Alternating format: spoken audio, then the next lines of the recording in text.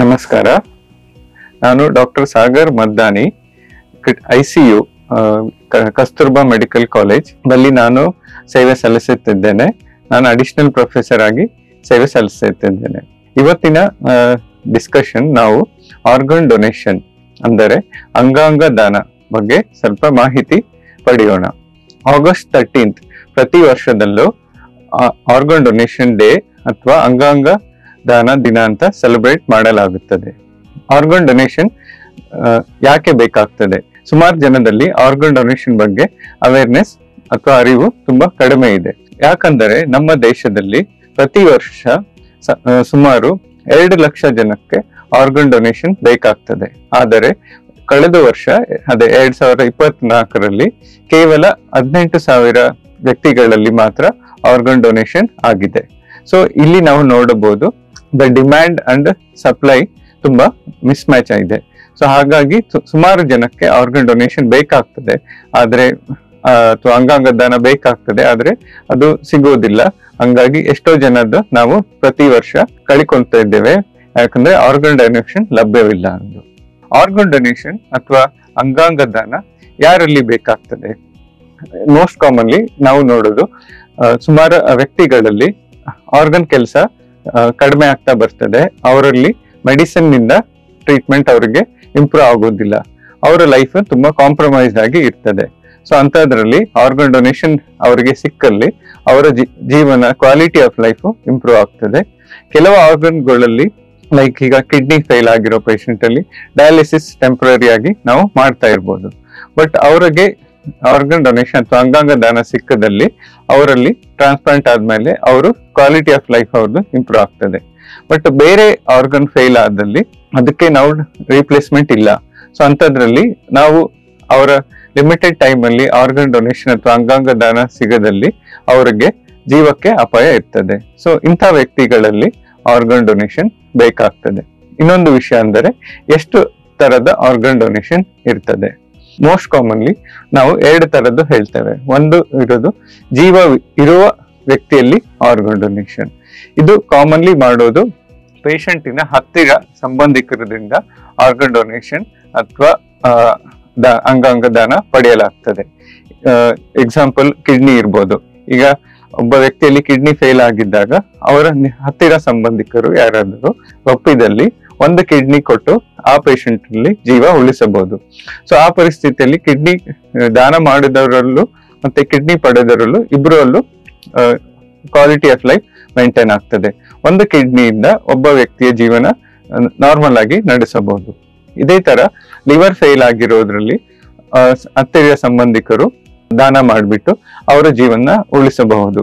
ಯಾಕಂದ್ರೆ liver organ ಸ್ವಲ್ಪ ಸಮಯದಲ್ಲಿ ಮತ್ತೆ ಚೇತರಿಸಿಕೊಳ್ಳುತ್ತದೆ. ಸೊ ಇವೆರಡು ಆರ್ಗನ್ ಮೋಸ್ಟ್ ಕಾಮನ್ಲಿ ನಾವು ಜೀವ ಇರೋ ವ್ಯಕ್ತಿಯಲ್ಲಿ ಡೊನೇಟ್ ಮಾಡಬಹುದು. ಬಟ್ ಬೇರೆ ಆರ್ಗನ್ ಫೇಲ್ ಆಗಿರೋದ್ರಲ್ಲಿ ನಾವು ಜೀವ ಇರೋ ವ್ಯಕ್ತಿಯಲ್ಲಿ ಆ ಆರ್ಗನ್ಸ್ ತೆಗಿಲಿಕ್ಕೆ ಆಗೋದಿಲ್ಲ.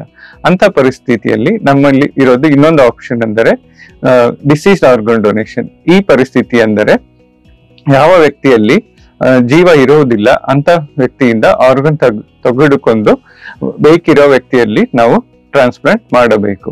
ಇದಕ್ಕೆ ನಾವು ಡಿಸೀಸ್ ಆರ್ಗನ್ ಡೊನೇಷನ್ ಅಂತ ಹೇಳ್ತೇವೆ. ಇದು ಮೋಸ್ಟ್ ಕಾಮನ್ ಮಾಡೋದು ಬ್ರೈನ್ ಡೆತ್ ಆಗಿರೋ ಪೇಷಂಟ್ ಅಲ್ಲಿ. ಬ್ರೈನ್ ಡೆತ್ ಯಾವ ಪರಿಸ್ಥಿತಿಯಲ್ಲಿ ನಾವು ಕಾಣಬಹುದು ಅಂದರೆ ಮೋಸ್ಟ್ ಕಾಮನ್ಲಿ ನಾವು ನೋಡೋದು ಪೇಷಂಟ್ ಈಗ ಆಕ್ಸಿಡೆಂಟ್ ಆಗಿ ತಲೆಗೆ ತೀವ್ರ ಪೆಟ್ಟು ಬಿದ್ದಾಗ ಬ್ರೈನ್ಗೆ ಡ್ಯಾಮೇಜ್ ಆಗ್ತದೆ. ಟ್ರೀಟ್ಮೆಂಟ್ ಕೊಟ್ಟು ಕೂಡ ಅದು ಬ್ರೈನ್ ಇಂಪ್ರೂವ್ ಆಗದೆ ಹೋದ್ರೆ ಬ್ರೈನ್ ಕೆಲಸ ಬರ್ತಾ ಬರ್ತಾ ಕಡಿಮೆ ಆಗ್ತಾ ಹೋಗ್ತದೆ. ಆಮೇಲೆ ಸ್ವಲ್ಪ ಸಮಯ ನಂತರ ಅದು ಬ್ರೈನ್ ಕೆಲಸ ಸ್ಟಾಪ್ ಆಗ್ತದೆ. But once brain full damage ಆಗಿ ಬ್ರೈನ್ ಡೆತ್ ಆದರೆ ಅದು ರಿಕವರ್ ಆಗೋದಿಲ್ಲ.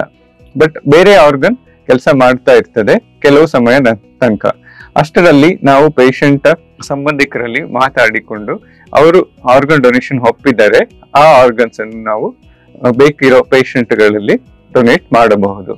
ಈ ಪೇಷಂಟ್ ಕಾಮನ್ಲಿ ICU ಟ್ರೀಟ್ಮೆಂಟ್ ನಡೀತಾ ಇರ್ತದೆ. ಅದು ನಮಗೆ ಕೆಲವು ಸಮಯ ಮಾತ್ರ ಲಭ್ಯವಿರ್ತದೆ ಬ್ರೈನ್ ಡೆತ್ ಆದ್ಮೇಲೆ ಆರ್ಗನ್ ರಿಟ್ರೀವ್ ಮಾಡ್ಲಿಕ್ಕೆ. ಸೊ ಪೇಷಂಟ್ ಅಟೆಂಡರ್ಸ್ ಅಥವಾ ಸಂಬಂಧಿಕರು ಒಪ್ಪಿದಲ್ಲಿ ನಾವು ಆ ಒಂದು ವ್ಯಕ್ತಿಯ ಬ್ರೈನ್ ಡೆಡ್ ಆಗಿರೋ ಪೇಷಂಟ್ ಇಂದ 6 ರಿಂದ 8 ವ್ಯಕ್ತಿಗಳಿಗೆ ಜೀವ ಉಳಿಸಬಹುದು. ಯಾಕಂದ್ರೆ ಆ ಒಂದು ವ್ಯಕ್ತಿಯಿಂದ ನಾವು ಲಂಗ್ ಟ್ರಾನ್ಸ್ಪ್ಲಾಂಟ್ ಮಾಡ್ಕೋಬಹುದು, ಹಾರ್ಟ್, 2 ಕಿಡ್ನಿ, ಮತ್ತೆ ಲಿವರ್, ಕಣ್ಣುಗುಡ್ಡೆ, ಮತ್ತೆ ಈವನ್ ಸ್ಕಿನ್ ಮತ್ತೆ ಪ್ಯಾಂಕ್ರಿಯಾಸ್ ಕೂಡ ಆರ್ಗನ್ ಡೊನೇಷನ್ ಆಗಿ ನಾವು ತೆಗೆಯಬಹುದು. ಮತ್ತೆ ಬೇಕಿರೋ ಪೇಷಂಟ್ ವ್ಯಕ್ತಿಗಳಲ್ಲಿ ನಾವು ಅದು ಆರ್ಗನ್ ಡೊನೇಟ್ ಮಾಡಿದಲ್ಲಿ ಅವರ ಜೀವನ ತುಂಬಾ ಇಂಪ್ರೂವ್ ಆಗ್ತದೆ. ಹಾಗಾಗಿ ಇವು 2 ತರದ ಆರ್ಗನ್ ಡೊನೇಷನ್ ಅಥವಾ ನಾವು ಏನ್ ಹೇಳ್ತೇವೆ ಅಂಗಾಂಗ ದಾನ. ಮತ್ತೆ ಈಗ ನಾನು ಸ್ವಲ್ಪ ಡಿಸೀಸ್ ಡೋನರ್ ಅಥವಾ ಬ್ರೈನ್ ಡೆಡ್ ಆಗಿರೋ ಪೇಷಂಟ್ ಅಲ್ಲಿ ಹೇಗೆ ಆರ್ಗನ್ ಡೊನೇಷನ್ ಪಡಿತೇವೆ ಅಂತ ಚೂರು ಇನ್ನು ಮಾಹಿತಿ ಕೊಡ್ತೇನೆ. ಈಗ ಬ್ರೈನ್ ಒಮ್ಮೆ ಡ್ಯಾಮೇಜ್ ಆದಲ್ಲಿ, ಫಂಕ್ಷನ್ ಕಡಿಮೆ ಆದಲ್ಲಿ, ಪೂರ್ತಿ ಕೆಲಸ ನಿಲ್ಸಿದಾಗ ನಾವು ಬ್ರೈನ್ ಸ್ಟೆಮ್ ಡೆತ್ ಅಂತ ಟೆಸ್ಟ್ ಮಾಡಿ ಕನ್ಫರ್ಮ್ ಮಾಡ್ತೇವೆ. ಇದು 3 ಸ್ಪೆಷಾಲಿಟಿ ವೈದ್ಯರು 2 ಬಾರಿ ಟೆಸ್ಟ್ ಮಾಡಿ ಕನ್ಫರ್ಮ್ ಟೆಸ್ಟ್ ಮಾಡಿ ನೋಡ್ತೇವೆ. 2 ಸರಿ ಕನ್ಫರ್ಮ್ ಟೆಸ್ಟ್ ಆದ್ಮೇಲೆ ಕೂಡ ಬ್ರೈನ್ ಕೆಲಸ ಮಾಡ್ತಾ ಇಲ್ಲ ಅಥವಾ ಬ್ರೈನ್ ಸ್ಟೆಮ್ ಡೆತ್ ಅಂತ ನಾವು ಕನ್ಫರ್ಮ್ ಮಾಡಿದರೆ, ಒಮ್ಮೆ ಕನ್ಫರ್ಮ್ ಆದಲ್ಲಿ ಆ ಬ್ರೈನ್ ಮತ್ತೆ ಇಂಪ್ರೂವ್ ಆಗುದಿಲ್ಲ, ಮತ್ತೆ ಆ ವ್ಯಕ್ತಿಗೆ ರಿಕವರ್ ಆಗೋ ಚಾನ್ಸ್ ಇರೋದಿಲ್ಲ. ಆದರೆ ಕೆಲವು ಆರ್ಗನ್ ಕೆಲಸ ಮಾಡುತ್ತಾ ಇರ್ತದೆ, ಯಾಕಂದ್ರೆ ಅವರು ವೆಂಟಿಲೇಟರ್ ಮತ್ತೆ ಟ್ರೀಟ್ಮೆಂಟ್ ಮೆಡಿಸಿನ್ ನಿಂದ ಕೆಲಸ ಮಾಡುತ್ತಿರ್ತದೆ. ಇಂಥ ಪರಿಸ್ಥಿತಿಯಲ್ಲಿ ನಮ್ಗೆ ಸ್ವಲ್ಪ ಸಮಯ ಲಭ್ಯವಿರ್ತದೆ ಬೇರೆ ಆರ್ಗನ್ ರಿಟ್ರೀವ್ ಮಾಡಿ ಡೊನೇಟ್ ಮಾಡಲು.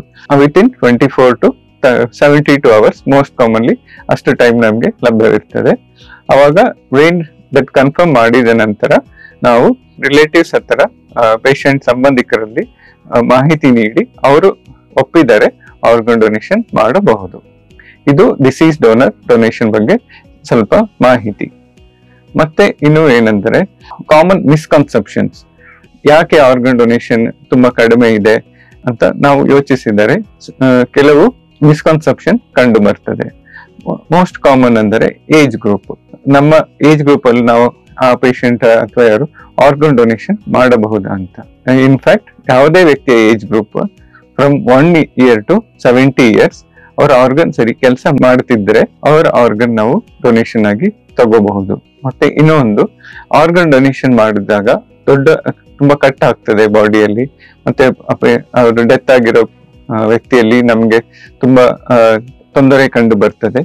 ಆ ತರ ಏನು ಇಲ್ಲ, ಕೇವಲ ಒಂದು ದೊಡ್ಡ ಇನ್ಸೆಷನ್ ವರ್ಟಿಕಲಿ ಇಲ್ಲಿಂದ ಮಾಡಿಬಿಟ್ಟು ಆರ್ಗನ್ಸ್ ನ ರಿಟ್ರೀವ್ ಮಾಡಲಾಗುತ್ತದೆ, ಮತ್ತೆ ಕ್ಲೀನ್ ಆಗಿ ಅದು ಕಂಡು ಬರ್ತದೆ. ಅದರಿಂದ ವ್ಯಕ್ತಿಯಲ್ಲಿ ಏನು ಮೇಜರ್ ಡಿಸ್ಫಿಗರೇಷನ್ ಏನು ಕಂಡು ಬರುವುದಿಲ್ಲ. ಮತ್ತೆ ಇನ್ನೊಂದು ಕಾಮನ್ ಅನಿಸ್ತಿರ್ಬೋದು, ನಮ್ಮ ರಿಲಿಜಿಯನ್ ಅಲ್ಲಿ ಆರ್ಗನ್ ಡೊನೇಷನ್ ಮಾಡಬಹುದು ಇಲ್ವೋ ಅಂತ. ಆ ತರ ಏನು ಇಲ್ಲ. ಎಲ್ಲಾ ರಿಲಿಜಿಯನ್ ಅಲ್ಲಿ ಆರ್ಗನ್ ಡೊನೇಷನ್ ನ ಮಾಡಬಾರ್ದು ಅಂತ ಯಾವ ರಿಲಿಜಿಯನ್ ಅಲ್ಲೂ ಹೇಳೋದಿಲ್ಲ. ಇನ್ಫ್ಯಾಕ್ಟ್ ಎಷ್ಟೋ ರಿಲಿಜಿಯಸ್ ಗುರುಗಳು ಮತ್ತೆ ದೊಡ್ಡ ವ್ಯಕ್ತಿಗಳು ಅವರೇ ಸ್ವಂತ ಆರ್ಗನ್ ಡೊನೇಷನ್ ಮಾಡಿದ್ದಾರೆ.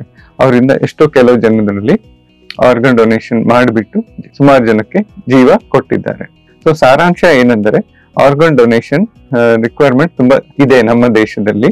ನಾನು ಮುಂಚೆ ಹೇಳ್ದಾಗೆ 10 ಜನ ಪೇಷಂಟ್ ಬೇಕಾಗಿದ್ದರೆ ಕೇವಲ 1 ಅಥವಾ 2 ಪೇಷಂಟ್ ಅಲ್ಲಿ ಮಾತ್ರ ಆರ್ಗನ್ ಡೊನೇಷನ್ ಸಿಗ್ತಾ ಇದೆ. ಸೊ ಹಾಗಾಗಿ ಇದ್ರ ಬಗ್ಗೆ ಅವೇರ್ನೆಸ್ ಇಂಪ್ರೂವ್ ಆಗ್ಬೇಕು.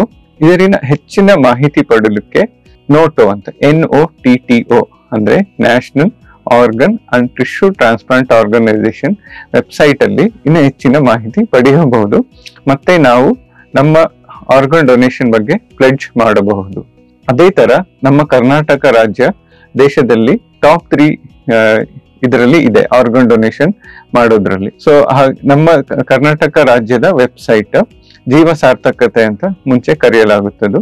ಈಗ ಅದನ್ನ ನಾವು SOTTO ಅಂತ ಕರಿತೇವೆ, state organ and tissue transplant organisation. ಇದು ಕೂಡ ವೆಬ್ಸೈಟ್ ಇದೆ. ಆ ವೆಬ್ಸೈಟ್ಗೆ ನಾವು ಲಾಗಿನ್ ಮಾಡಿ ಇನ್ನು ಹೆಚ್ಚಿನ ಮಾಹಿತಿಯನ್ನು ಪಡೆಯಬಹುದು.